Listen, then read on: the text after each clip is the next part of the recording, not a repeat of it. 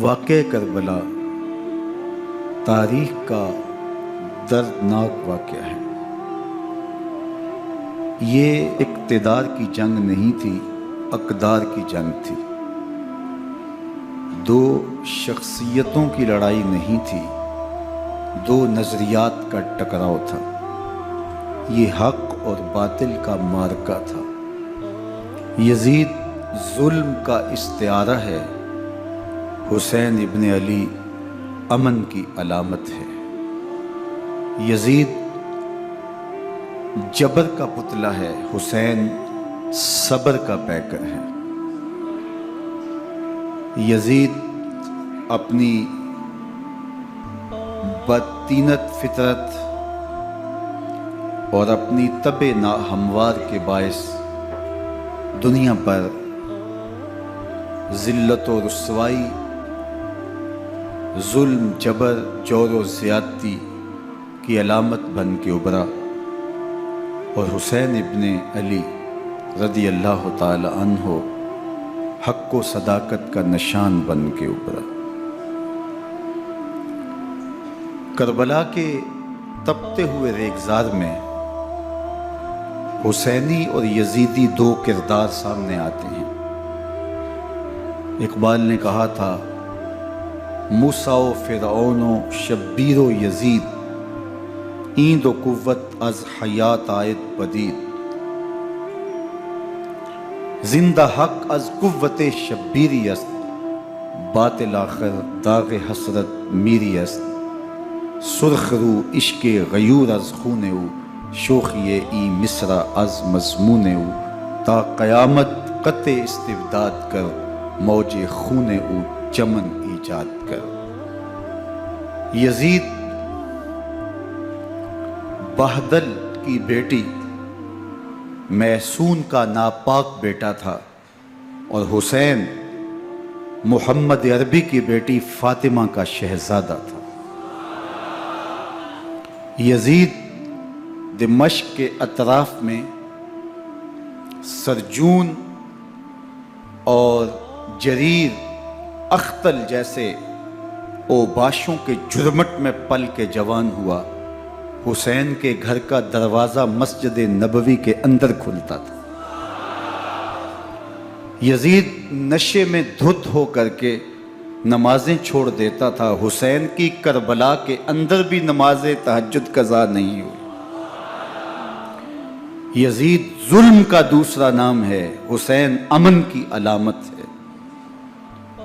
یزید نے زندگی میں ایک مرتبہ حج کیا اور شراب کے مٹکے ساتھ لے کے آیا، اور اختل اور دیگر گویوں اور مغنیوں کو اپنے ساتھ رکھا تاکہ سفر آسانی سے کٹے۔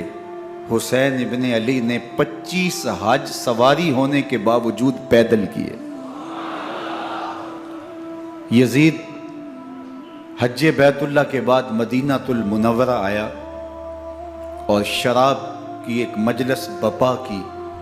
حضرت امام حسین رضی اللہ تعالی عنہ جب وہاں پہنچے تو شراب کی پھیلی ہوئی بدبو کو محسوس کرتے ہوئے فرمایا، یہ بو کیسی ہے؟ تو نشے میں دھت یزید بولا، یہ شام میں بنتی ہے، اور ایک جام منگوایا اور اس کو پیتے ہوئے دوسرا جام حضرت امام حسین رضی اللہ تعالی عنہ کی طرف بڑھاتے ہوئے کہا، ابا عبداللہ لیجئے۔ تو حضرت امام حسین رضی اللہ تعالی عنہ نے فرمایا، میں اس کی طرف دیکھتا بھی نہیں ہوں، اور پھر وہ عشقی اشعار پڑھنے لگا۔ جب یزید کی شراب نوشی کا منظر امام حسین رضی اللہ تعالی عنہ اپنی آنکھوں سے دیکھ چکے تھے، تو مجھے بتاؤ یزید کے ہاتھ پہ امام حسین کا پاک ہاتھ کیسے آتا؟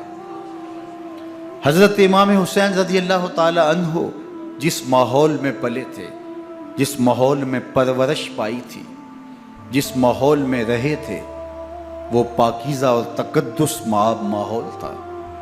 اور یزید کبھی اطراف دمشق میں، کبھی غوطہ میں، کبھی الخضرہ محل میں، اور کبھی کہاں اور کبھی کہاں داد عیش دیتا رہا اور لہو و لعب کے اندر مصروف رہا، اور اس کی زندگی ان چیزوں سے عبارت تھی۔ وہ محرمات کو حلال قرار دیتا، شراب نوشی اس کی ہڈیوں میں رچی ہوئی تھی، اور شریعت بیضا کا مذاق اڑایا کرتا۔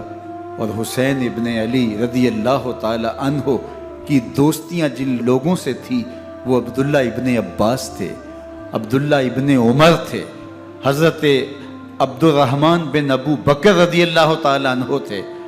یزید تو جوا کھیلتا رہا، یزید تو قمار بازی کرتا رہا، یزید تو شراب نوشی کرتا رہا، اور حسین ابن علی مسجد نبوی کے منبر میں حضور کے پہلوؤں میں بیٹھتے رہے۔ زمانے نے وہ منظر دیکھا کہ سرخ رنگ کے جوڑے پہنے ہوئے حسنین کریمین حجرہ فاطمہ سے نکلتے ہیں، کم عمری کی وجہ سے کبھی گرتے ہیں کبھی سنبھلتے ہیں، اور آقا کریم خطبہ ارشاد کر رہے ہیں، خطبہ چھوڑ کے حضور نے شہزادوں کو اٹھا لیا۔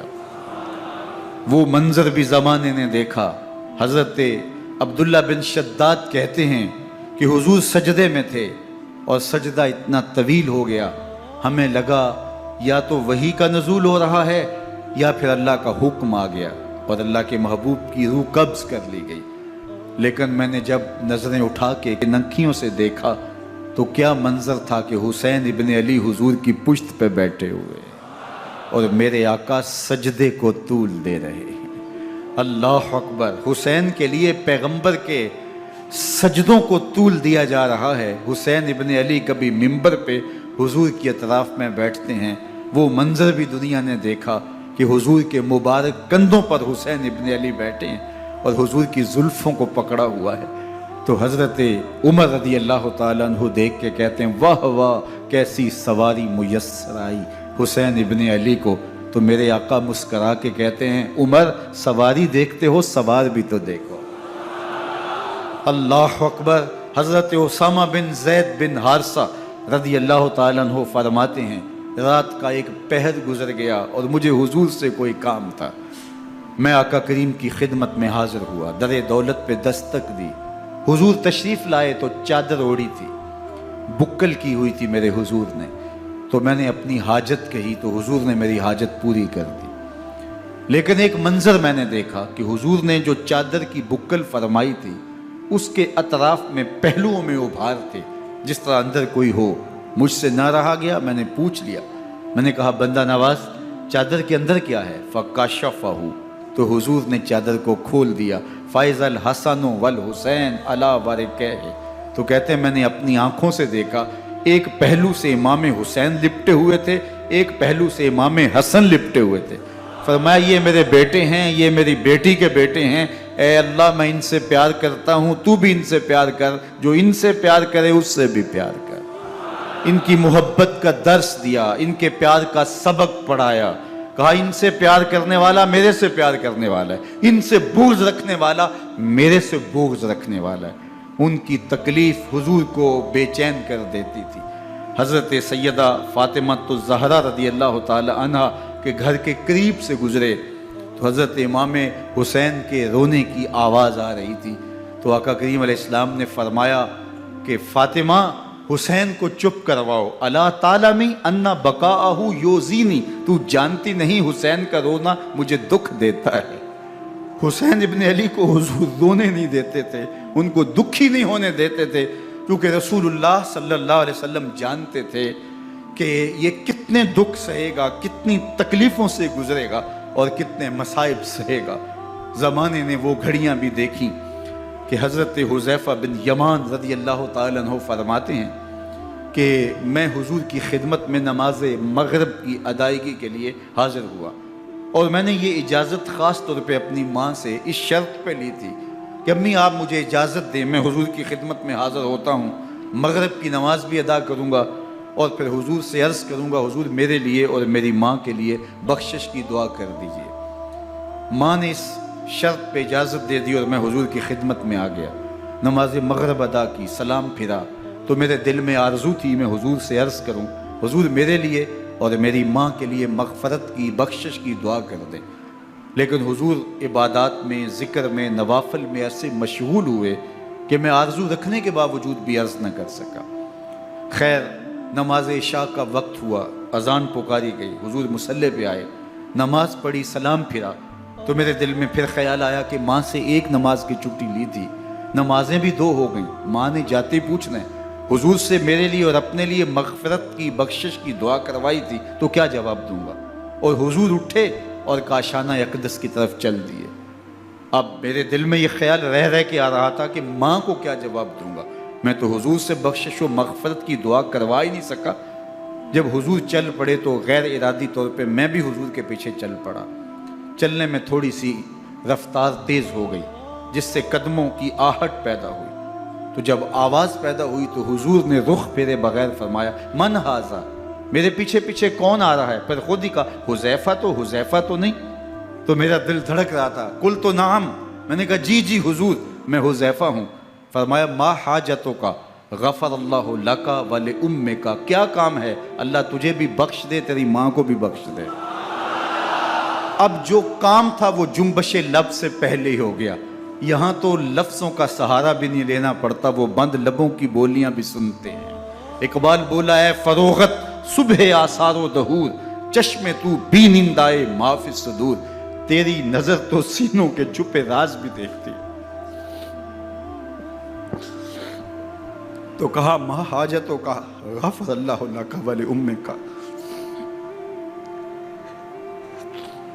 اللہ تجھے بخش دے، تیری ماں کی بھی مغفرت کر دے، کیا کام ہے؟ اب جو کام تھا وہ تو ہو گیا۔ تو میرے حضور نے ارشاد فرمایا حذیفہ سنو، ابھی ایک فرشتہ آیا ہے جو اس سے قبل دھرتی پر پہلے کبھی نہیں آیا، آج پہلی مرتبہ اللہ سے اجازت لے کے 2 کام کرنے آیا ہے۔ ایک تو مجھے سلام کرنے آیا ہے اور دوسرا خوشخبری دینے آیا ہے کہ آپ کی بیٹی فاطمہ جنتی عورتوں کی سردار ہے اور حسن اور حسین جنتی جوانوں کے سردار۔ ایک طرف یزید ناپاک میسون کا پلید بیٹا اور ایک طرف محمد عربی کا نواسا، فاطمہ کے دودھ کا اثر، علی المرتضیٰ کے خون کی تاثیر، رسول اللہ صلی اللہ علیہ وسلم کے کندھوں پہ بیٹھنے والا۔ ایک دن حضور نے امام حسین رضی اللہ تعالیٰ عنہ کے ہاتھ پکڑ لیے اور ان کے پاؤں اپنے پاؤں پہ رکھے اور پھر فرمایا بیٹے آگے بڑھو، اور ان کے پاؤں حضور کی پنڈلیوں پہ آئے۔ پھر کہا بیٹے اور آگے بڑھو، حتیٰ کہ ان کے پاؤں حضور کی رانوں پہ آئے۔ پھر فرمایا بیٹا اور آگے بڑھو، تو ان کے پاؤں حضور کے مبارک بطن اقدس پہ آئے۔ پھر بازوؤں کو کھینچ کے اپنے قریب کیا اور حسین ابن علی کے منہ میں اپنی زبان رکھ دی، اور وہ اس طرح چوس رہے تھے جس طرح کھجور چوسی جاتی ہے۔ تو اللہ کے محبوب علیہ السلام نے حسین ابن علی کو اپنی زبان کا لعاب دہن دے کر کے، وہ شیر رحمت دے کر کے، وہ کوثر و تسلیم سے پاکیزہ تر آب رحمت عطا کر کے ان کی ہمیشہ کے لیے پیاس بجھا دی، تاکہ کل کربلا کے تپتے ہوئے ریگزار میں حسین ابن علی کو پیاس کی شدت تنگ نہ کرے اور پائے استقلال میں لغزش نہ آنے پائے۔ ان نازوں سے پالے ہوئے حسین کو، ان محبتوں سے پالے ہوئے حسین ابن علی کو امتحان بھی اتنے بڑے درپیش تھے۔ یاری تیری سونا پر ازمیشاں تیریاں اگ، سونا پرکھیا جامدہ ہے نال اگاں دے لگ۔ جتنا بڑا شخص ہوتا ہے اتنی آزمائشیں بھی بڑی ہوتی ہیں۔ پیغمبر رحمت کی آغوش میں کھیلنے والا، حجرہ فاطمہ کا جانشین، مصلی رسول کا وارث، منبر رسول صلی اللہ علیہ وآلہ وسلم پر حضور کے مبارک پہلو اور گود میں بیٹھنے والا حسین، حضور کی زبان چوسنے والا حسین، حضور کے کندھوں پہ سواری کرنے والا حسین، آقا کریم علیہ السلام کے مبارک سجدے کی حالت کے اندر حضور کی پشت پہ کھیلنے والا حسین، جس حسین کا دروازہ مسجد نبوی کے اندر کھلتا تھا اور یزید کی کرتوتوں کے چشم دید گواہ تھے۔ یزید جب تخت نشین ہوتا ہے تو اسے یہ فکر ہوتی ہے کہ امام حسین عبداللہ بن زبیر، عبداللہ بن عمر، عبداللہ ابن عباس یہ میری بیعت کریں۔ اور وہ ولید بن عقبہ کو لکھتا ہے کہ ہر صورت میں ان کی بیعت لو، اور اگر بیعت نہ دیں تو سختی کرو۔ حضرت امام حسین رضی اللہ تعالی عنہ کو بلاوا آتا ہے کہ آپ کو دارالامارت میں گورنر ہاؤس میں بلایا جا رہا ہے۔ ولید بن عقبہ کا پیغام آپ کو پہنچتا ہے۔ آپ اس وقت فرماتے ہیں کہ اس وقت جو پیغام پہنچا ہے وہ کسی خطرے سے خالی نہیں ہے، تو کچھ سواروں کو ساتھ لیا، کہا تم دارالامارت کے باہر کھڑے رہنا، اگر میری آواز بلند ہوئی تو اندر آ جانا، ورنہ تم انتظار کرنا۔ آپ اندر گئے۔ ولید بن عقبہ نے مروان کو بھی بلایا تھا۔ مروان بن حکم یہ گورنر مدینہ ولید سے پہلے رہ چکا ہے، تو اس نے مشورہ دیا کہ سختی کی جائے۔ خیر ولید بن عقبہ نے کہا کہ یہ خط ہے، حضرت امیر معاویہ کا انتقال ہو گیا اور یزید تخت نشین ہوا ہے، لہٰذا وہ آپ سے بیعت کا مطالبہ کرتا ہے۔ تو حضرت امام حسین رضی اللہ تعالیٰ عنہ نے فرمایا کہ میرے جیسا شخص یوں چھپ کے بیعت نہیں کر سکتا، اور آپ واپس پلٹے۔ مروان بن حکم نے ولید بن عقبہ کو کہا کہ یہ موقع ہے جانے نہ دیا جائے، اگر یہ نکل گئے تو دوبارہ تم قابو نہیں پا سکو گے، اور انہیں یہیں قتل کر دیا جائے۔ حضرت امام حسین رضی اللہ تعالیٰ عنہ نے یہ بات سن لی۔ کہتے ہیں حضرت امام حسین انہی قدموں کے بل واپس پلٹے اور مروان بن حکم سے مخاطب ہو کے کہا، مروان کیا بول رہا ہے؟ وہ خاموش ہو گیا۔ فرمایا تو جانتا نہیں ہم کون ہیں؟ آنا حسین ابن علی ابن ابی طالب، میں حسین ہوں، میں علی کا بیٹا ہوں، ہمارے گھر میں قرآن اترتا رہا ہے، وحی کا نزول ہوتا رہا ہے، اور یزید فاسق ہے، فاجر ہے، مسلمانوں کا قاتل ہے اور شرابی ہے، میں ڈنکے کی چوٹ پہ یزید کی بیعت سے انکار کرتا ہوں۔ بس حیدری کچھار سے محمدی شیر نکل آیا ہے۔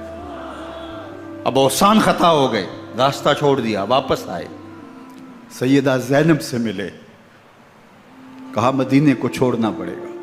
کہا بھیا کیا ہوا؟ کہا یزید بیعت لینے پہ مصر ہے اور میں کسی صورت بھی بیعت نہیں کروں گا۔ رسول اللہ کا مدینہ ہمارے خون سے لالہ زار بنے گا، میں نہیں چاہتا کہ حضور کے شہر نور کی حرمت پامال ہو۔ دوستو وہ کیسا منظر ہوگا جب حسین ابن علی نے آخری حاضری حضور کے روضے پہ دی ہو۔ حاجی یا معتمر 10 دن کے لیے، 8 دن کے لیے، 20 دن کے لیے مدینہ المنورہ عارضی سکونت اختیار کرتا ہے، اور حضور کے روضہ انور سے، اس شہر نور سے، ان گلیوں سے، ان بام و در سے ایسا مانوس ہو جاتا ہے کہ جب واپس پلٹ رہا ہوتا ہے ان دعاؤں کے ساتھ کہ دوبارہ آنا بھی نصیب ہو، اور اسے لگتا ہے کہ میں دوبارہ بھی بلایا جاؤں گا، لیکن اس کے باوجود شہر حبیب چھوڑنا قیامت سے کم نہیں ہوتا۔ اعظم چشتی مرحوم آخری بار جب حضور کے روضہ انور پہ گئے تو بیمار تھے، ویل چیئر پہ تھے۔ باب بقی سے باہر نکلے تو خادم سے کہا کہ میری ویل چیئر پیچھے سے کھینچو تاکہ میرا رخ روضہ انور کی طرف رہے، اور وہ پیچھے سے کھینچتا چلا جا رہا ہے، اور جب باب مکہ سے پیچھے جنت البقیع کے قریب سے گنبد خضرا نگاہوں سے اوجل ہونے لگا تو اعظم چشتی مرحوم نے کہا، جاں بدن سے نکلتی ہے اعظم، جاں بدن سے نکلتی ہے اعظم، کوئی آسان ہے مدینے سے جدا ہونا، کوئی آسان ہے مدینے سے جدا ہونا۔ یہ اس شخص کی کہانی ہے جو 10 دن، 5 دن، مہینہ، 2 ماہ وہاں رہتا ہے، اور پھر اس شہر کو چھوڑ کے آنا اس کے لیے آسان نہیں ہوتا۔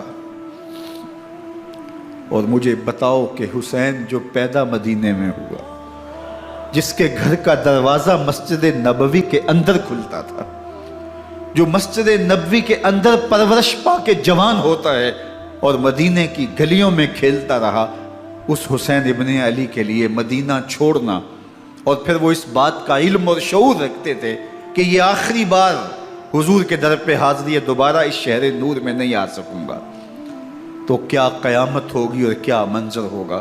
محمد بن حنفیہ کے علاوہ خاندان نبوت کے جتنے لوگ تھے ان سب نے شہر مدینہ کو الوداع کہا، اور رات کے موقع میں مدینہ المنورہ کو، مسجد نبوی کو چھوڑ کر کے مکہ کی جانب عازم سفر ہوئے۔ 3 شعبان المعظم کو مکہ المکرمہ پہنچتے ہیں، ادھر کوفیوں کے خطوط آنے شروع ہو جاتے ہیں۔ حضرت امام حسین رضی اللہ تعالیٰ عنہ مسلم بن عقیل رضی اللہ تعالیٰ عنہ کو صورتحال معلوم کرنے کے لیے بھیج دیتے ہیں۔ 40,000 کوفی آپ کے ہاتھ پہ بیعت کر دیتے ہیں۔ ادھر 25 پیدل حج کرنے والے حضرت امام حسین 8 ذی الحج کو احرام باندھتے ہیں، لیکن آپ کو پتہ چلتا ہے کہ حاجیوں کے روپ میں قاتل چھپا دیے گئے، تو آپ اس احرام کو حج کی بجائے عمرے میں بدلتے ہیں اور کوفے کی جانب عازم سفر ہوتے ہیں۔ کائنات والو، ذرا سینے پہ ہاتھ رکھ کے دیکھو کہ یہ کتنا مشکل مرحلہ تھا۔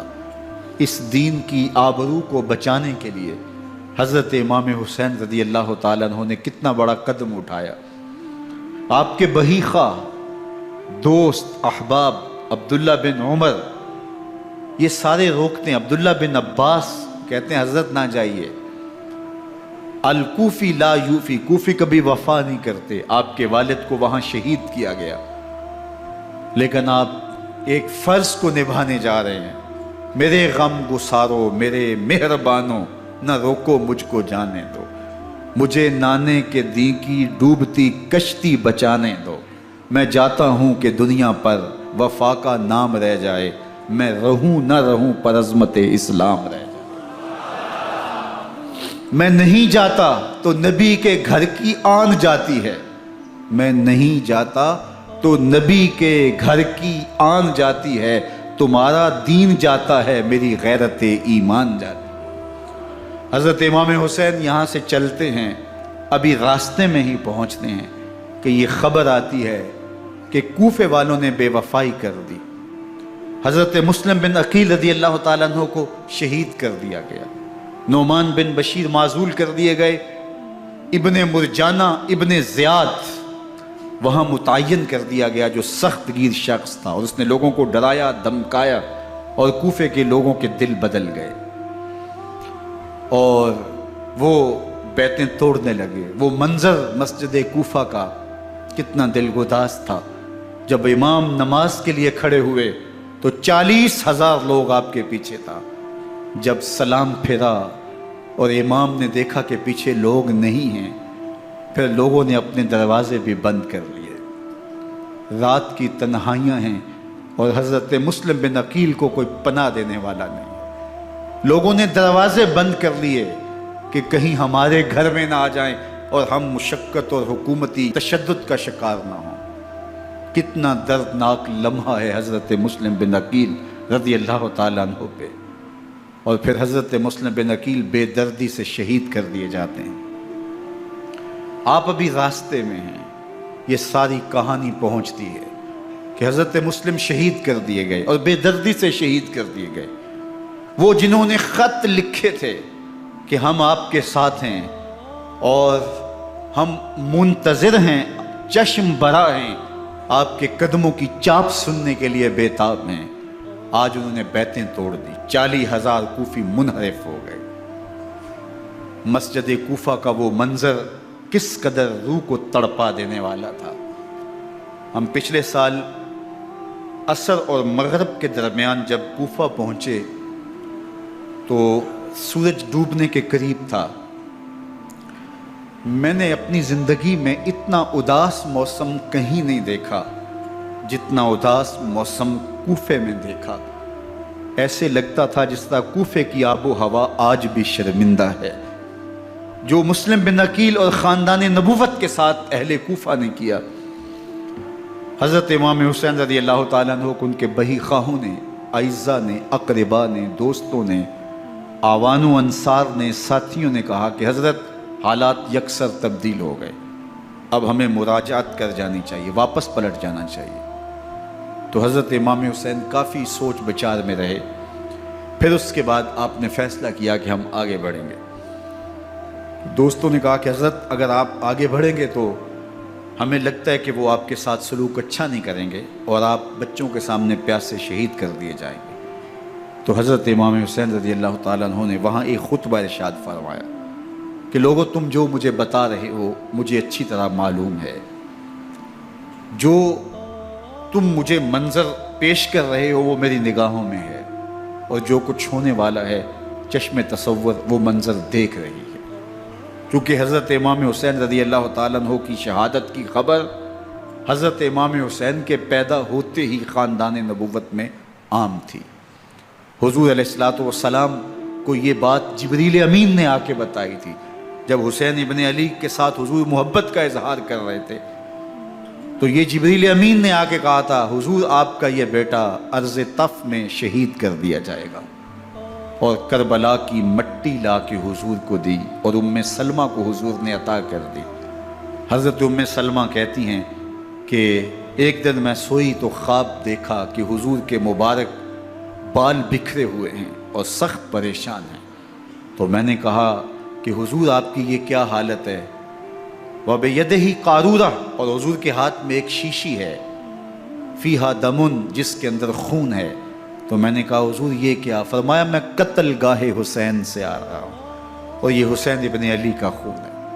تو کہا 10 محرم کا دن تھا، دوپہر کا یہ منظر تھا، میں کیلولہ کر کے اٹھی، جب میں نے دیکھا تو وہ شیشی جس میں کربلا کی مٹی رکھی تھی وہ خون بن چکی تھی۔ تو یہ خبر پہلے دی گئی تھی، یہ بتا دیا گیا تھا۔ فرمایا میرے دوستو جو تم مجھے بتاتے ہو میں اس سے بے خبر نہیں ہوں، یہ سب کچھ ہونے والا ہے، لیکن اس کے باوجود میں کیوں جا رہا ہوں؟ تو آپ کا ایک تاریخ ساز جملہ ہے جو کربلا کے فلسفے کو ہمارے سامنے رکھتا ہے کہ یہ اتنا بڑا امتحان کیوں دیا۔ حضرت امام حسین رضی اللہ تعالیٰ عنہ نے فرمایا وَلَكُمْ فِيَّ أُسْوَةٌ، میں اس لیے جا رہا ہوں قیامت تک ظلم، جبر اور ناانصافی کے خلاف کھڑے ہونے والوں کے لیے کوئی نمونہ تو ہو۔ میری زندگی قیامت تک ظلم، جبر اور استحصالی نظام کے خلاف کھڑے ہونے والوں کے لیے نمونہ ہے۔ تو حضرت امام حسین رضی اللہ تعالیٰ عنہ نے حق اور باطل کے درمیان ایک سرخ لکیر کھینچ دی اپنے خون سے۔ اب حق اور باطل کا امتیاز کرنا مشکل نہیں ہے، کوئی باطل پہ اڑا رہے تو الگ بات ہے، لیکن امتیاز کرنا مشکل نہیں ہے۔ حدود بالکل واضح کر دی۔ اقبال نے یہاں کتنی خوبصورتی کے ساتھ اس مضمون کو نبھایا۔ سرخ رو عشق غیور از خون او، شوخی این مصرع از مضمون او، تا قیامت قطع استبداد کر، موج خون او چمن ایجاد کر۔ ایک جہاں آباد کر دیا، حق اور باطل کی راہیں اجال دی۔ اب لوگوں کو یزید کا چہرہ پہچاننے میں دیر نہیں لگتی، وقت کے ہر یزید کا چہرہ آسانی سے پہچانا جا سکتا ہے۔ یہ معرفت زمانے کو کروائی کس نے؟ حسین ابن علی نے کروائی رضی اللہ تعالی عنہ۔ تو حضرت امام حسین نے فرمایا کہ جو میرے ساتھ ہونے والا ہے میں اچھی طرح جانتا ہوں، لیکن میں اس کے باوجود آگے بڑھوں گا۔ پھر بڑھے اور کربلا میں جا کے خیمہ زن ہو گئے۔ 7 محرم کو پانی بند کر دیا گیا۔ پانی بند ہوا تو کھانا بھی میسر نہیں تھا، لیکن ذکر پانی کا ہوتا ہے اس لیے کہ کھانے کے بغیر انسان کئی دن کاٹ لیتا ہے، لیکن پانی کے بغیر گزر نہیں ہوتی۔ تو فرات کی نہر سامنے اپنی موجوں کے ساتھ چمک رہی ہے، لیکن ایک قطرہ آب بھی آل رسول کو نہیں دیا جا رہا۔ کائنات کے اندر ایسے انوکھے امتحان بھی ہوتے ہیں۔ وارثوں ساقی کوثر کے، مالک ہوں حوض کوثر کے، اور بیٹے ہوں ساقی کوثر کے، اور آج ایک بوند پانی کی بھی میسر نہ ہو۔ صبر کا امتحان ہے، عزیمت کا امتحان ہے۔ حضرت امام حسین رضی اللہ تعالیٰ عنہ خیمہ زن ہو گئے۔ 3 دن تک پانی بند رہتا ہے۔ 9 محرم کو رات کی تنہائی میں حملہ آور ہونا چاہتے ہیں، لیکن آپ نے کہا کہ ہمیں اللہ کے حضور عبادت اور ذکر کے لیے وقت دیا جائے۔ ساری رات ذکر میں گزرتی ہے، عبادات میں گزرتی ہیں۔ رات کے اندھیرے میں آپ چراغ بجھا دیتے ہیں۔ آوان و انصار کو کہتے ہیں کہ ان کی دشمنی میرے ساتھ ہے، انہیں میرا خون چاہیے، اگر تم رات کی تاریکی میں نکل جاؤ تو میں تم سے کوئی مواخذہ نہیں کروں گا، اور یہ بھی تمہارا پیچھا نہیں کریں گے، اس لیے کہ ان کا مطلوب تم نہیں ہو، ان کا مطلوب میں ہوں۔ جب چراغ جلایا تو کوئی بھی نہیں گیا۔ مسلم بن نوسجہ کھڑے ہو کے کہتے ہیں حضرت اگر ہمارے بدن کو 70 بار کاٹا جائے اور جلایا جائے اور ہواؤں میں اڑا دیا جائے پھر بھی آپ کا ساتھ نہیں چھوڑیں گے۔ 70 سال کے بوڑھے ہیں حبیب بن مظاہر، کہتے ہیں حضرت آپ کو چھوڑ کے جائیں کہاں، آپ کو چھوڑ کے جائیں کہاں؟ کوئی ساتھ چھوڑنے کے لیے تیار نہیں ہے، پیاس ہے، سخت گرمی ہے، کربلا کا ماحول ہے، 72 افراد اور خاندان کی خواتین میدان کربلا میں خیمہ زن ہیں۔ دوسری طرف لشکر اعداء اشقیا 22,000 کی تعداد میں مقابلے میں، ایک روایت 30,000 کی ہے۔ ان صرف 72 پیاسے لوگوں کے لیے اتنے لوگوں کو جمع کرنے کا مقصد خوف زدہ کرنا تھا۔ شرط ہے کہ یزید کی بیعت کر لیں، محاصرے توڑ دیں گے، پانی دستیاب ہوگا، اعزاز و اکرام سے نوازا جائے گا، خزانوں کے منہ کھول دیے جائیں گے۔ لیکن حسین ابن علی کہتے تھے سب کچھ لٹ جائے گا، باطل کے ہاتھ پہ ہاتھ نہیں رکھوں۔ اللہ اکبر۔ اب صبح طلوع ہوتی ہے، عاشور کا دن چڑھتا ہے، سورج اپنی پوری تمازت کے ساتھ گرمی برسا رہا ہے۔ آج خاندان نبوت کا امتحان زمانے نے دیکھنا ہے۔ رسول اللہ کا لعاب چوسنے والا اس کے صبر کا آج امتحان ہے، حضور کے کندھوں پہ کھیلنے والے حسین کا آج امتحان ہے۔ اللہ اکبر۔ حسین ابن علی تمام حجت کرتے ہیں میں نے تمہارا کچھ نہیں بگاڑا، میں نے کسی کا خون نہیں کیا، میں نے کوئی زیادتی نہیں کی، تم کیوں میرے قتل کے در پہ ہو؟ تم جانتے نہیں میں کون ہوں؟ میں تمہارے نبی کا نواسا ہوں، رسول اللہ صلی اللہ علیہ وآلہ وسلم کے کندھوں پہ کھیلتا رہا ہوں، حضور کا لعاب چوستا رہا ہوں، اور میں بوسہ گاہ رسول صلی اللہ علیہ وآلہ وسلم ہوں۔ لیکن ان اشقیاء کے دل پر کوئی چیز اثر انداز نہیں ہوتی۔ ایک ہور ہے، اللہ اس کے دل میں نرمی ڈالتا ہے۔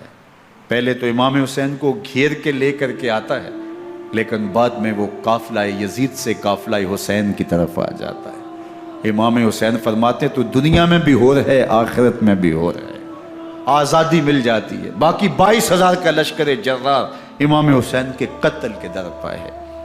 پھر تاریخ نے خاندان نبوت کا وہ انوکھا امتحان دیکھا۔ حضرت امام حسین کے بچے بالخصوص خواتین پیاس کی شدت میں حلق خشک ہیں۔ حضرت سکینہ تڑپ کے اپنے باپ سے کہتی ہیں کہ مجھے 6 ماہ کے لیے اصغر کی پیاس نہیں دیکھی جا رہی۔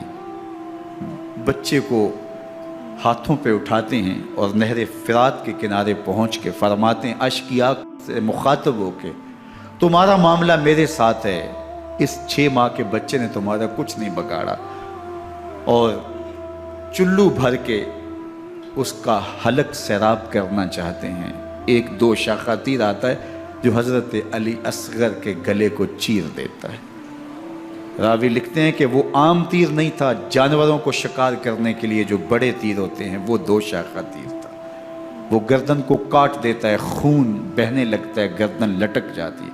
حضرت امام حسین وہ بہتا ہوا خون اپنے چلو میں لیتے ہیں اور آسمان کی طرف اچھال کے کہتے ہیں مالک حسین کی یہ قربانی بھی قبول۔ یہ تماشا لبے بام نہیں ہے، بچہ بیمار ہو ڈاکٹر جواب دے دیں، ماں باپ کے ہاتھ پھول جاتے ہیں، زندگی کی سانسیں ابھی چل رہی ہوتی ہیں، لیکن ڈاکٹر کہے کہ یہ میرے بس کا روگ نہیں ہے، کہیں اور لے جاؤ، تو زندگی کا لف و نشر غیر مرتب ہو جاتا ہے۔ میں سلام پیش نہ کروں حسین ابن علی کو، 6 ماہ کا علی اصغر ہاتھوں میں دم توڑتا ہے، گردن لٹک جاتی ہے، خون بہہ رہا ہے۔ اب خیموں کی طرف بڑھ رہے ہیں لیکن زبان پہ شکایت نہیں ہے، کہتے ہیں مالک حسین کی یہ قربانی قبول کر لے۔ اب خیموں کی طرف آنا، شہر بانوں ام رباب سیدہ زینب حضرت سکینہ سلام اللہ علیہا کا سامنا کوئی آسان کام نہیں تھا، لیکن حسین ابن علی آتے ہیں، شہزادے کو یہاں خیموں کے قریب رکھ کے کہتے ہیں کہ یہ حوض کوثر سے سیراب ہو گیا ہے۔ اللہ اکبر، کوہرام مچ جاتا ہے خیموں کے اندر، کیا منظر ہوگا اور ان کو کن الفاظ کے پیرائے میں ڈھال کر کے ان کیفیات کو بیان کیا جا سکتا ہے جو اہل بیت کے خیموں کے اندر علی اصغر کی شہادت کے بعد کا منظر رقم ہو رہا ہوگا۔ اللہ اکبر، ادھر اشکیا آوازیں دے رہے ہیں، مبارزت کے لیے پکار رہے ہیں۔ زمانے نے پھر وہ منظر بھی دیکھا کہ جوان بیٹے کو 18 سال کی کمائی حضرت امام حسین میدان عمل میں بھیج رہے ہیں۔ وہ علی اکبر جو حسین کا نور نظر ہے، آنکھوں کا قرار ہے، دل کی تسکین ہے۔ اور پھر حضرت علی اکبر جب گھوڑے کی زین سے فرش زمین پہ گرتے ہیں تو باپ کو آواز دیتے ہیں، اور حضرت امام حسین جو ہے وہ آگے جا کے بیٹے کی لاش اٹھاتے ہیں۔ اللہ اکبر، 18 سال کے بیٹے کی لاش کو کندھوں پہ اٹھا کے خیموں تک لاتے ہیں اور ہاتھ پھیلا کے کہتے ہیں مالک حسین کی یہ قربانی بھی قبول فرما۔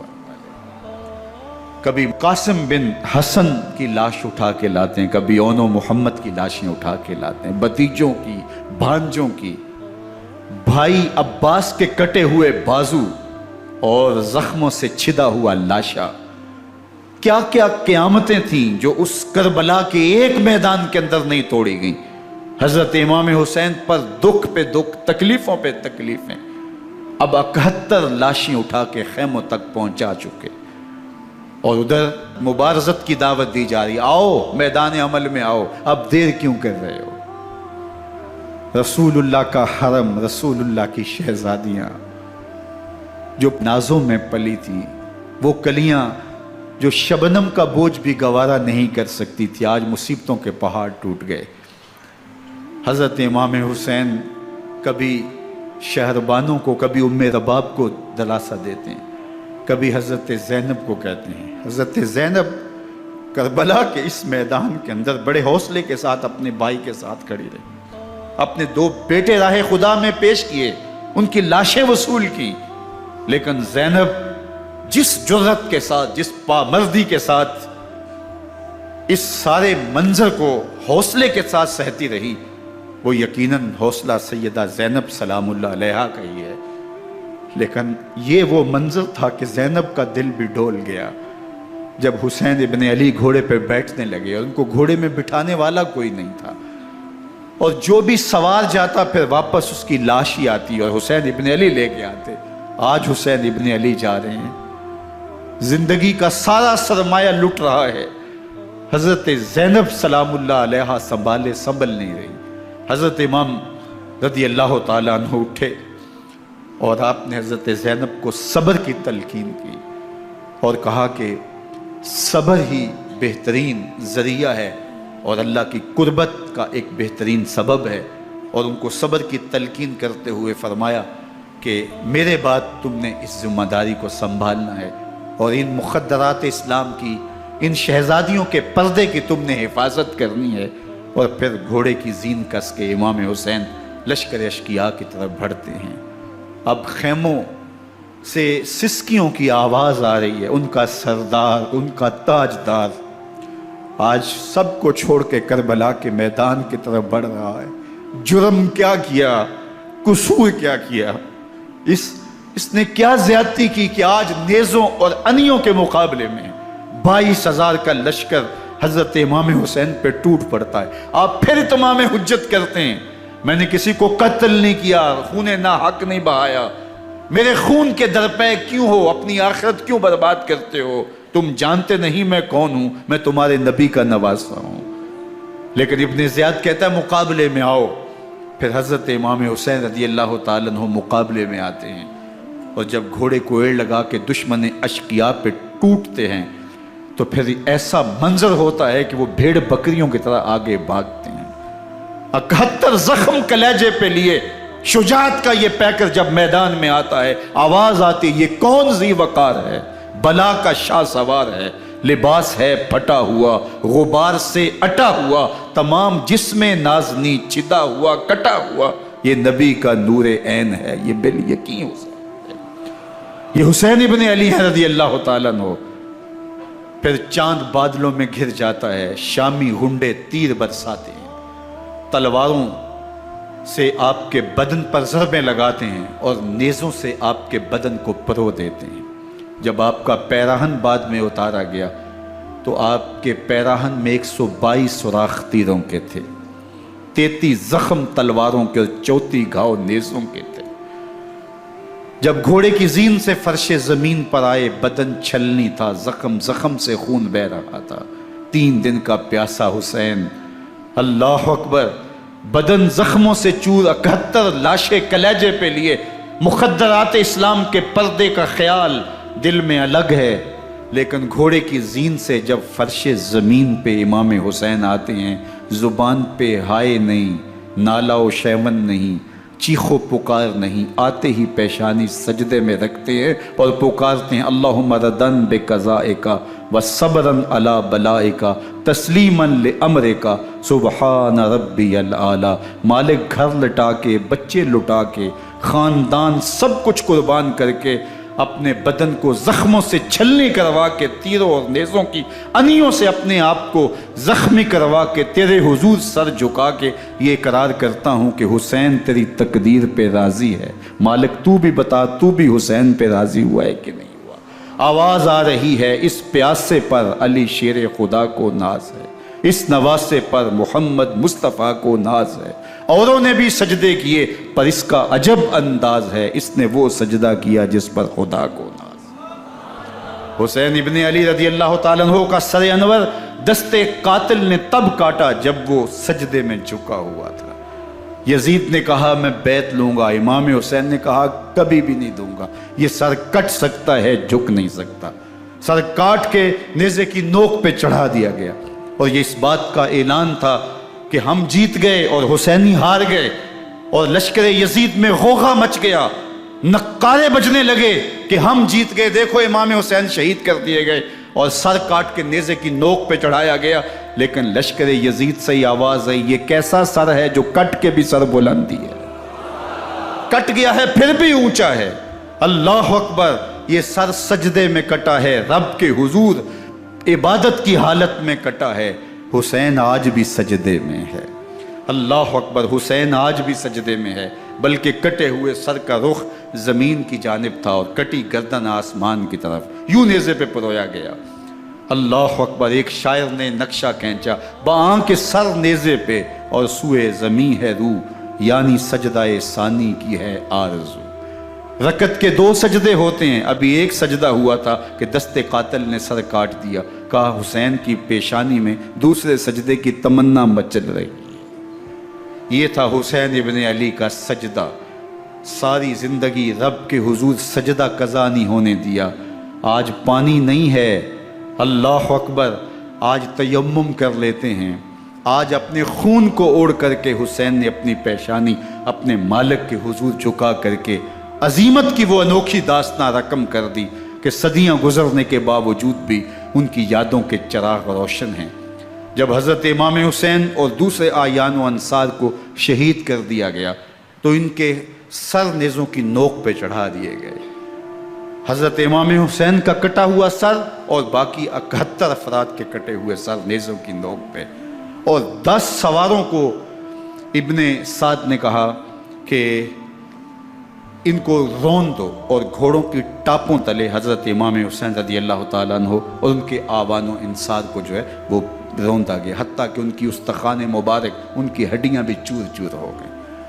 روننے سے قبل ان کا لباس اتار لیا، ان کے کپڑے اتار لیے گئے۔ اللہ اکبر، کیسی دردناک گھڑیاں تھیں۔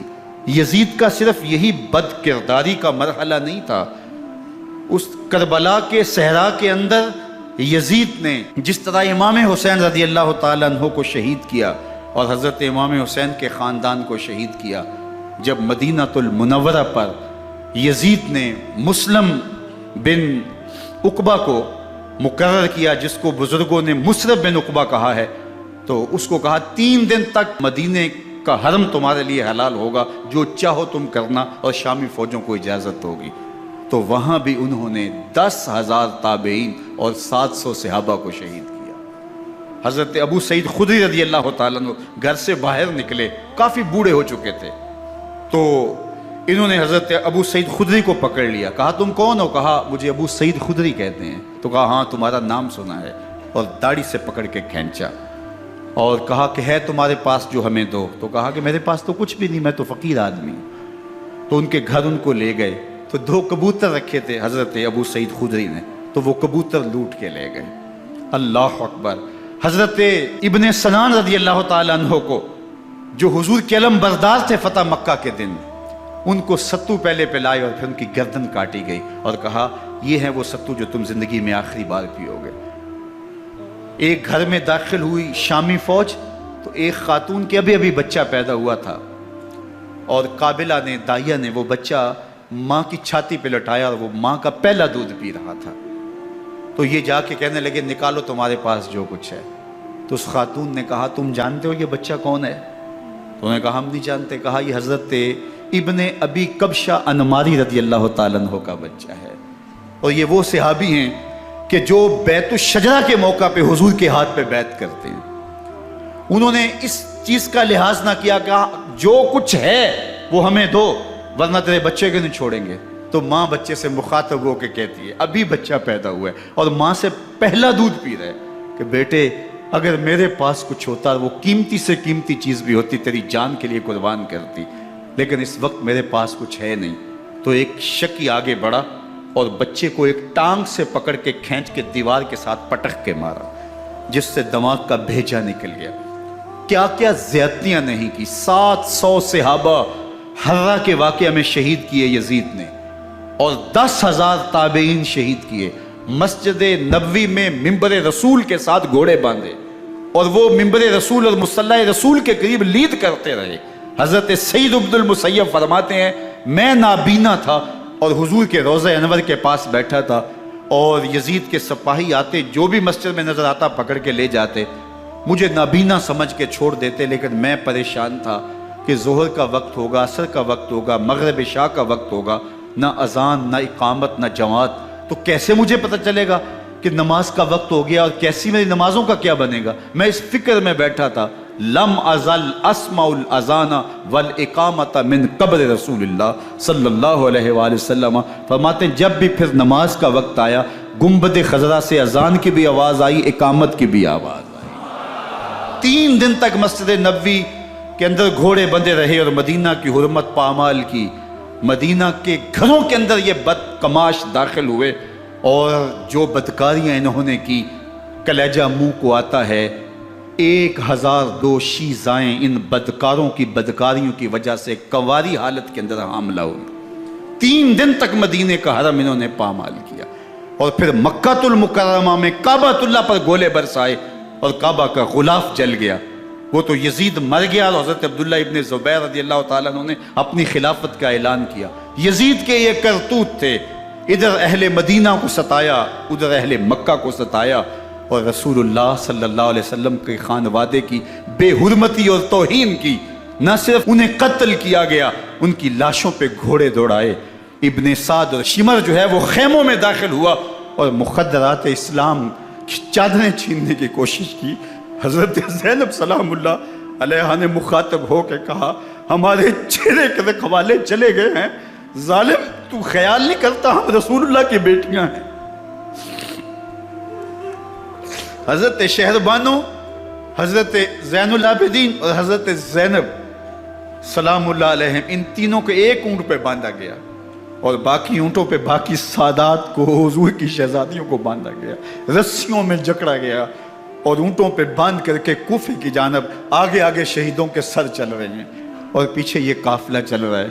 اور جب یہ قافلہ وہاں سے گزرا جہاں لاشیں پڑی تھیں، امام زین العابدین 14 سال کے تھے اور بیمار تھے، اور ان کا حوصلہ نہ ہوا، وہاں غشی ان کے اوپر آنے لگی، اور وہ منظر ابن کثیر نے، باقی لوگوں سب نے لکھا ہے کہ پھر جب ان کی یہ حالت ہوئی تو پھر سیدہ زینب سلام اللہ علیہ، جنہوں نے ابھی تک بڑے حوصلے کے ساتھ ساری مشکلات کا مقابلہ کیا تھا، اب ان کے بندن ٹوٹ گئے اور آنکھوں سے آنسو بہنے لگے، اور سیدہ زینب نے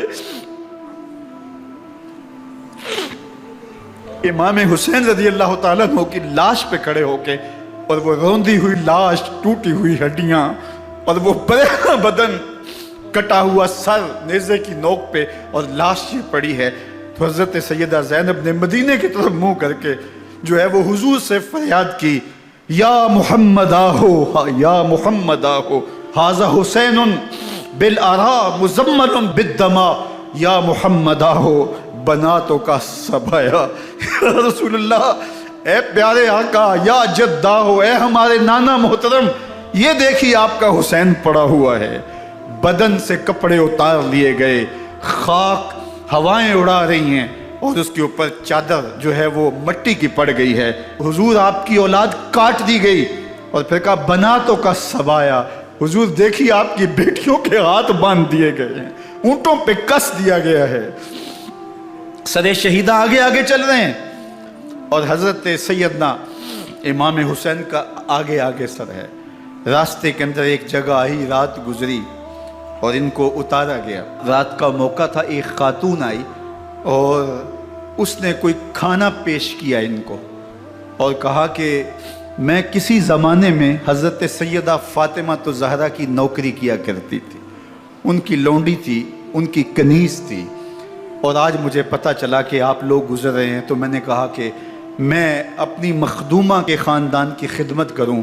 اور پھر اس نے کہا کہ اس وقت سیدہ کی گود میں ایک 6-7 ماہ کی بچی تھی جس کو زینب کہا کرتے تھے، تو سیدہ زینب نے کہا کہ اماں اگر پہچانتی ہو تو وہ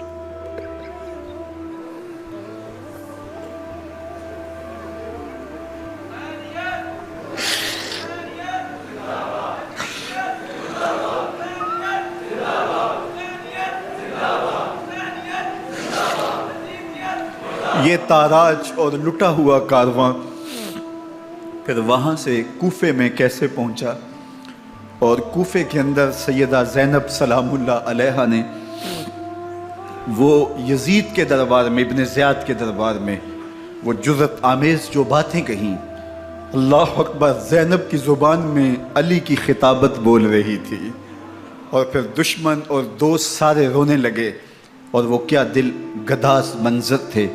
اور پھر یہ سروں کا قافلہ اور سادات کرام کا مشکیں کسی ہوئی ہیں اور اونٹوں پہ باندھے ہوئے، ان کو وہاں سے پھر قادسیہ، اور قادسیہ سے پھر دمشق یزید کے دربار میں پہنچایا گیا، اور وہاں سے یہ لٹے ہوئے خانمہ برباد تاراج لوگ مدینہ المنورہ میں کیسے پہنچے، اور اہل مدینہ نے کیسے استقبال کیا، اور وہ منظر کتنا دلگداز تھا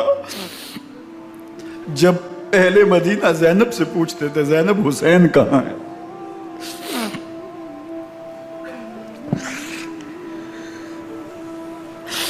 بے مروت بے وفا تیرا بھی کیا افسانہ ہے، جس نے اپنی ہی شمع کو گل کیا تو وہ پروانہ ہے۔ اپنے پیغمبر کے شہزادوں کو اور اپنے پیغمبر کی شہزادیوں کو جو دکھ اس امت نے دیے، یہ کائنات کی ایک انوکھی داستان ہے۔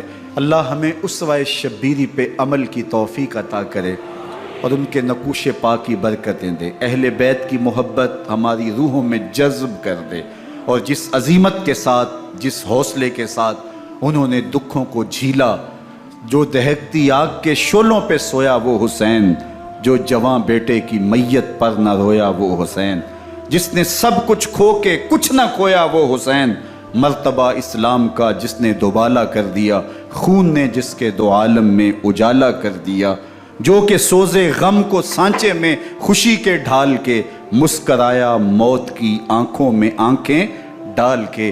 اے حسین ابن علی تم پر سلام، نازش آل نبی تم پر سلام۔ ذرا میرے ساتھ یہ پڑھ لیجئے، اے حسین ابن علی تم پر سلام، نازش آل نبی تم پر سلام، تم پہ لاکھوں رحمتیں لاکھوں سلام، اے شہیدان محبت کے امام، لالا گوں لالا بدن لالا کفن، اے چمن اندر چمن اندر چمن، زندگی ہی زندگی تیری حیات اے حیات اندر حیات اندر حیات، افتخار ملت بیضا ہے تو، رب کعبہ کی قسم یکتا ہے تو، فخر کا دل میں دریچہ باز کرنا چاہیے، جن کا تو آقا ہے ان کو ناز کرنا چاہیے۔ وآخر دعوانا ان الحمدللہ رب العالمین۔ 10 محرم الحرام کو کربلا کا واقعہ رونما ہوا، تو اس موسم میں اطراف و اکناف عالم میں اس حوالے سے بات ہوتی ہے، ذکر کیا جاتا ہے۔ اہل محبت حضرت امام حسین رضی اللہ تعالی عنہ کے حضور خراج عقیدت اور خراج محبت پیش کرتے ہیں۔ یہ حق و باطل کا معرکہ تھا، جھوٹ اور سچ کا مقابلہ تھا، ظلم اور عدل کا ٹکراؤ تھا، خیر اور شر کی لڑائی تھی، دو نظریات کا تصادم تھا۔ ایک طرف امام حسین رضی اللہ تعالی عنہ اور ان کے 72 جانثار تھے، اور دوسری طرف یزید اپنی تمام تر قوت کے ساتھ موجود تھا۔ حضرت امام حسین رضی اللہ تعالی عنہ سے مسلسل آخری وقت تک بیعت کا اصرار رہا، اور آپ آخری سانس تک یزید کی بیعت سے انکار کرتے رہے۔ حضرت امام حسین رضی اللہ تعالیٰ عنہ لڑائی کے لیے نہیں آئے تھے، ورنہ خواتین اور بچے ساتھ لانے کا کوئی مقصد نہیں تھا۔ آلات حرب و ضرب بھی نہیں تھے۔ عرب جو اپنے ساتھ سفر پہ معمول کی تلواریں اور اسلحہ جات رکھتے ہیں وہی تھے، اور آپ کو پیشکش بھی کی گئی۔ ترماح بن عدی بن حاتم نے، یہ حاتم تائی کا پوتا تھا، کہا کہ آپ میرے ساتھ ہمارے علاقے میں چلے جائیں۔ جب مختلف بادشاہوں نے عرب پر قبضہ کیا تو ہمارے قبائلی علاقے اس وقت بھی ان سے محفوظ رہے۔ ہم آزاد قبائل ہیں، میں چند دنوں میں آپ کی پشت پر 30,000 کا لشکر کھڑا کر دوں گا جو جانثار ہوگا۔ لیکن حضرت امام حسین رضی اللہ تعالیٰ عنہ نے ترماح بن عدی کی اس پیشکش کو قبول نہیں کیا اور آگے بڑھے۔ دشت نینوا میں، جسے دشت کربلا بھی کہتے ہیں، حر بن یزید ریاحی 500 سواروں کو ساتھ لے کر کے حضرت امام حسین کو محصور کر دیتا ہے، اور پھر یزید کا لشکر وہاں جمع ہونا شروع ہو جاتا ہے۔ 22,000 یا 30,000 کا لشکر امام حسین رضی اللہ تعالی عنہ کے اطراف میں لگا دیا گیا۔ 3 دن تک اس خانوادے کے لیے پانی بند کر دیا گیا۔ پانی کے بغیر تو انسان کی زندگی معطل ہو جاتی ہے، اور 3 دن کی مسلسل پیاس، اور پیاس میں بلکتے 6 ماہ کے بچے، خواتین اور بوڑھے۔ لیکن عزیمت کی راہوں کے یہ مسافر کسی صورت بھی یزید سے بیعت کرنے پہ آمادہ نہ ہوئے۔ یہ ایک ہیلا تھا کہ پانی بند کریں گے، بچے بلکیں گے، خواتین بے چین ہو جائیں گی تو یہ مجبور کر دیے جائیں گے۔ لیکن کہا تم جو کرنا ہے کرو۔ یہ بات طے شدہ ہے کہ ہم یزید سے بیعت نہیں کریں گے۔ پھر 3 ماہ پانی بند کرنے کے بعد حضرت امام حسین رضی اللہ تعالیٰ عنہ اور ان کے خاندان کو جس طرح ذبح کیا گیا، یہ ایک دردناک کہانی ہے۔ 72 افراد کربلا میں شہید کر دیے گئے۔ اہل حق کا یہ قافلہ بھوک اور پیاس سے نڈھال تھا، لیکن عزیمت کی راہوں کا یہ مسافر سرنگوں نہیں ہوا اور یزید کے ہاتھ پہ بیعت نہیں کی۔ امام حسین رضی اللہ تعالی عنہ آپ کے بیٹے، بھائی، بھتیجے، بھانجے، آیان و انصار، محبین شہید کر دیے گئے۔ 70 لوگ آپ سے پہلے شہید کیے گئے، پھر امام حسین رضی اللہ تعالی عنہ شہید کر دیے گئے۔ سوید نامی ایک زخمی، وہ چھری لے کر کے حملہ آور ہوئے اور وہ بھی شہید کر دیے گئے۔ یہ کربلا کے آخری شہید تھے جو حضرت امام حسین کے بعد شہید ہوئے۔ لیکن ان کی خون آشام تلواروں کی ابھی پیاس نہیں بجھی، اور ان کی آتش غیظ و غضب ابھی ٹھنڈی نہیں ہوئی۔ شمز الجوشن حضرت علی اوسط، جنہیں امام زین العابدین کے نام سے دنیا جانتی ہے، 14 سال کی عمر میں تھے، بیمار تھے، خیمے میں گھس کے ان کو بھی شہید کرنے لگا تو حمید بن مسلم نے کہا کہ کیا بچوں کو بھی شہید کیا جائے گا؟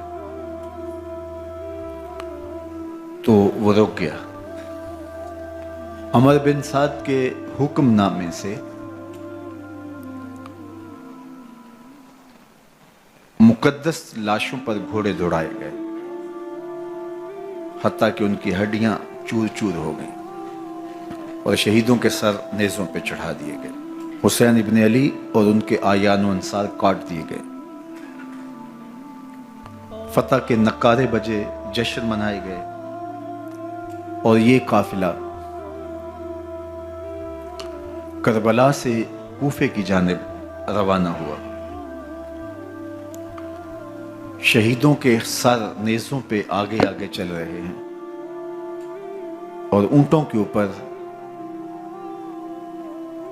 حضور کی بیٹیاں، حضور کی شہزادیاں اور حضرت امام زین العابدین کو باندھا گیا ہے،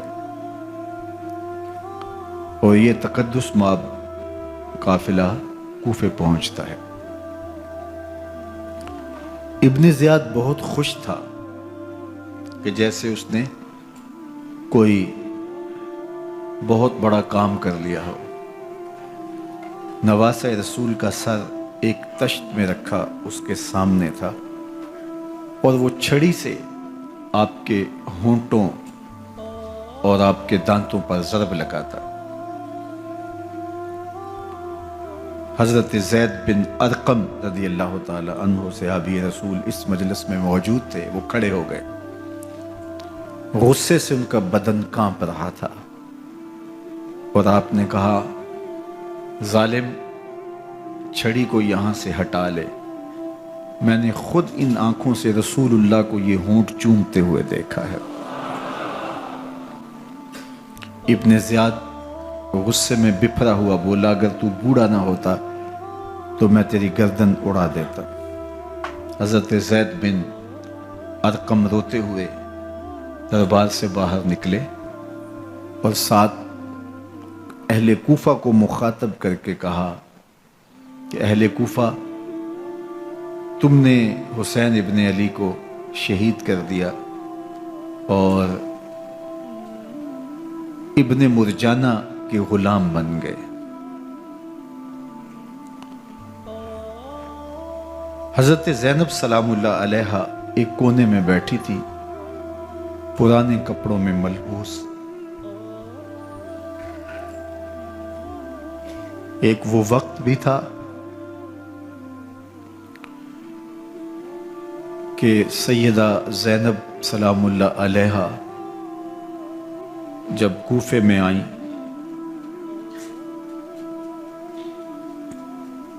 سیدنا علی المرتضیٰ کے زمانے میں، ان کے دور خلافت میں دار الخلافہ کوفہ متعین ہوا، تو یہ مدینے سے کوفے آئیں، تو اس وقت کوفے کی معزز خواتین نے ان کا استقبال کیا۔ خلیفۃ المسلمین کی شہزادی، رسول اللہ کی بیٹی سیدہ فاطمہ الزہرا کا عکس حضرت زینب سلام اللہ علیہا کوفے میں داخل ہوئیں، تکریم، عزت اور وقار کے ساتھ آپ کا استقبال کیا گیا اور آپ خواتین کو درس قرآن دیتی، حضور کی شریعت سکھاتی، اور آج وہی کوفہ ہے، وہی دیوار و در ہے اور وہی زینب ہے، اور آج زینب کے ساتھ حسین ابن علی کا کٹا ہوا سر ہے۔ پرانے کپڑوں میں ملبوس حضرت زینب سلام اللہ علیہ آج اسی کوفے میں داخل ہوئی ہیں۔ دارالامارت کے ایک کونے میں تشریف فرما ہے کہ ابن زیاد پوچھتا ہے یہ خاتون کون ہے؟ حضرت زینب خاموش رہی۔ اس نے دوسری مرتبہ پوچھا، آپ پھر خاموش رہی۔ تیسری مرتبہ پوچھا، آپ پھر خاموش رہی۔ پھر ایک لونڈی نے بتایا یہ زینب بنت علی ہیں۔ تو اس کے سامنے حضرت امام حسین کا کٹا ہوا سر پڑا تھا اور وہ حضرت زینب سے مخاطب ہو کے کہنے لگا کہ اللہ نے تمہیں شکست دی اور یزید بن معاویہ کو فتح عطا کی۔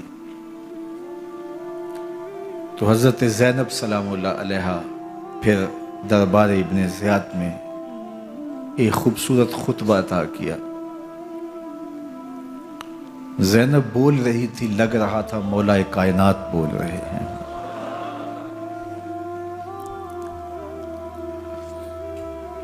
یہ خطبہ بامر مجبوری تھا، ابن زیاد کی خرافات کا جواب تھا۔ تو ابن زیاد سے اس کا جواب تو نہ بن پڑا، لیکن کہنے لگا کہ بڑی مکفہ اور مسجع گفتگو کی، تمہارا باپ علی بھی بہت اچھا شاعر تھا۔ تو سیدہ زینب سلام اللہ علیہا نے فرمایا ہمیں مکفہ گفتگو سے کیا غرض، یہ تو ایک حقیقت ہے جو ہم نے بیان کی۔ تو حضرت علی اوسط امام زین العابدین بھی پاس تھے، تو دیکھ کر کے کہنے لگا کہ یہ لڑکا کون ہے؟ تو فرمایا میں علی بن حسین ہوں۔ تو کہا کہ انہیں تو قتل کر دیا گیا۔ کہا وہ میرے بھائی تھے اور ان کا نام بھی علی تھا، میرا نام بھی علی ہے۔ تو اس نے کہا کہ اس لڑکے کو لے جاؤ اور قتل کر دو۔ حضرت زینب علی اوسط امام زین العابدین کے ساتھ چمٹ گئیں اور کہا کہ اگر تم اسے قتل کرو گے تو اس کے ساتھ مجھے بھی قتل کرنا ہوگا۔ تو ابن زیاد کہنے لگا کہ یہ عورت سچ کہتی ہے، واقعی اس کے جذبات یہی ہیں۔ اور الصلاۃ جامعہ کی پکار کے ساتھ مسجد کوفہ میں آ گیا۔ کوفے کے لوگ سارے ابن زیاد کے سامنے تھے۔ امام حسین کا کٹا ہوا سر ابن زیاد کے سامنے تھا اور اس نے کہا کہ اللہ نے یزید بن معاویہ کو فتح دی اور کذاب ابن کذاب معاذ اللہ حسین ابن علی کو شکست دی۔ جب اس نے یہ بات کہی تو عبداللہ بن عفیف الازدی رضی اللہ تعالی عنہ موجود تھے، وہ کھڑے ہو گئے۔ غصے سے ان کا بدن کانپ رہا تھا اور آپ نے پوری ہمت کے ساتھ ابن زیاد کو جواب دیتے ہوئے کہا، ظالم، حسین سچا، حسین کا باپ بھی سچا، تو جھوٹا، تیرا باپ بھی جھوٹا، جس نے تجھے امیر بنایا وہ بھی جھوٹا۔ تو ابن زیاد نے جب اپنے بارے عبداللہ بن عفیف سے یہ بات سنی تو اس نے حکم دیا کہ ان کا سر کاٹ دیا جائے، اور پھر حضرت عبداللہ ابن عفیف رضی اللہ تعالی عنہ کو شہید کیا گیا اور ان کی لاش کو سولی چڑھا دیا گیا۔ حق کی راہ کے یہ مسافر اپنی جان کس طرح راہ خدا میں سپرد کر رہے تھے۔ اہل کوفہ سہمے ہوئے، ڈرے ہوئے ابن زیاد کے دربار میں بیٹھے تھے اور امام حسین رضی اللہ تعالی عنہ کے قتل کا، ان کی شہادت کا انہیں دکھ تو تھا، لیکن ان کے اندر ہمت، طاقت اور توانائی نہیں تھی۔ ان کی تلواریں یزید کے ساتھ رہیں اور دل امام حسین رضی اللہ تعالی عنہ کے ساتھ رکھنے کی بات کرتے تھے۔ پھر یہ قافلہ کوفہ سے چلتے چلتے دمشق کی جانب عازم سفر ہوا۔ ایک اونٹ پہ تین لوگوں کو سوار کیا گیا تھا۔ امام زین العابدین کو سوار بھی کیا گیا اور بدن پر زنجیریں بھی باندھی گئیں، جکڑ کر کے سواری پہ بٹھایا گیا۔ اللہ اکبر! جہاں جہاں سے یہ لوگ گزرتے، لوگوں کو ان کی حالت پہ رحم آتا۔ بہت سارے لوگ نہیں جانتے تھے یہ کون ہیں۔ عمومی طور پہ راستوں میں یہی بتایا گیا کہ کچھ باغی لوگ ہیں جنہوں نے حکومت سے بغاوت کی، تو ان کے کیفر کردار تک پہنچا دیا گیا۔ راستے میں ایک گرجا گھر آیا اور وہاں یہ لوگ رات رکتے ہیں۔ گرجا گھر کی دیوار پہ لکھا ہوا تھا: اترجو امت قتلت حسینا شفاعت جدہ یوم الحساب۔ کیا وہ امت جنہوں نے حسین ابن علی کو شہید کیا، قیامت کے دن انہی کے نانے سے شفاعت مانگیں گے؟ کس منہ سے شفاعت طلب کریں گے؟ اسی حسین ابن علی کے نانا سے، جن کے بیٹے کو، جن کے شہزادے کو، نواسے کو ان لوگوں نے شہید کیا۔ جب یہ تقدس مآب قافلہ دمشق پہنچا تو راستے میں ایک شخص قرآن مجید کی تلاوت کر رہا تھا۔ اپنے مکان کی چھت پہ بیٹھ کے تلاوت کر رہا تھا، اور یہ قافلہ اس طرح سے گزر رہا تھا کہ شہیدوں کے کٹے ہوئے سر نیزوں کی نوک پہ تھے، اور عصمت شیار خواتین اور امام زین العابدین اونٹوں پہ بندھے ہوئے تھے۔ تو پڑھنے والا تلاوت کر رہا تھا کہ کہف اور رقیم یہ ہماری نشانیوں میں سے بڑی عجیب نشانیاں ہیں۔ تو جب وہ پڑھ رہا تھا تو سر حسین سے آواز آئی: یا تالی القرآن، اے قرآن پڑھنے والا، اصحاب کہف سے زیادہ عجیب قتلی و حملی، میرا قتل کرنا اور نیزے کی نوک پہ چڑھایا جانا ہے۔ یہ قافلہ یزید کے دربار میں پہنچتا ہے۔ یزید بہت خوش ہوا اور اس نے حضرت امام زین العابدین رضی اللہ تعالیٰ عنہ سے کہا کہ تمہارے باپ نے میری حکومت کے خلاف بغاوت کی اور وہ اپنے انجام کو پہنچے۔ تو آپ نے جواب میں قرآن مجید کی آیات کی تلاوت کی اور اہل بیت کے مناقب اور فضائل بیان کیے۔ سیدہ زینب سلام اللہ علیہا کا ایک خطبہ اہل بیت کی عظمت، مناقب اور فضائل میں یزید کے دربار میں اپنی انوکھی اور البیلی شان رکھتا ہے۔ یزید پہلے تو خوش ہوا، لیکن جب اس نے لوگوں کے چہرے دیکھے تو وہ پریشان ہو گیا۔ حتیٰ کہ یزید کے دربار میں ایک عیسائی سفیر آیا ہوا تھا، تو اس نے جب کٹے ہوئے سر دیکھے اور خستہ حال سادات کی شہزادیوں کو دیکھا تو اس نے کہا یہ کون لوگ ہیں؟ تو اسے بتایا گیا، تو اس نے بڑے تعصف کا اظہار کیا، کہا کتنے بد نصیب لوگ ہو، ہمارے پاس حضرت عیسیٰ علیہ السلام کے گدھے کا کھر موجود ہے اور ہم اسے بھی عزت کی جگہ پہ رکھے ہوئے ہیں، اور تم کتنے بدبخت ہو، اپنے رسول کے نواسے کو شہید کر دیا۔ بے مروت بے وفا تیرا بھی کیا افسانہ ہے، جس نے اپنی ہی شمع کو گل کیا تو وہ پروانہ ہے۔ تو یزید نے جب لوگوں کے تیور دیکھے اور بدلتے ہوئے حالات دیکھے تو اس نے تعصف کا اظہار کیا اور کہا اللہ برا کرے ابن زیاد کا، وہ امام حسین کو میرے تک پہنچنے دیتا تو میں ان سے اچھا معاملہ کر لیتا۔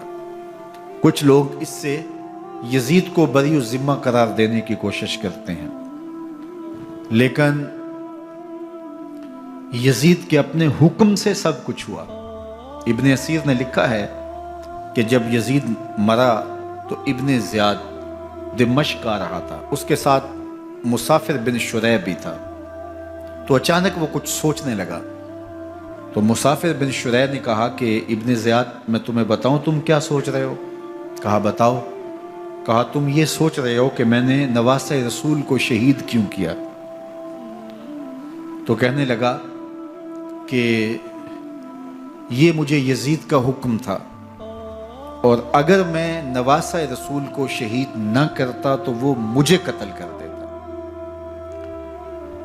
اور جب مسلم بن عقبہ کو مدینہ المنورہ کی حرمت کو پامال کرنے کے لیے اور حضرت عبداللہ ابن زبیر رضی اللہ تعالیٰ عنہ کی خلافت کے اعلان کے بعد مکہ المکرمہ پر حملے کے لیے جو یزید نے بھیجا، تو اس سے قبل اس نے ابن زیاد کو کہا کہ یہ کام تم کرو۔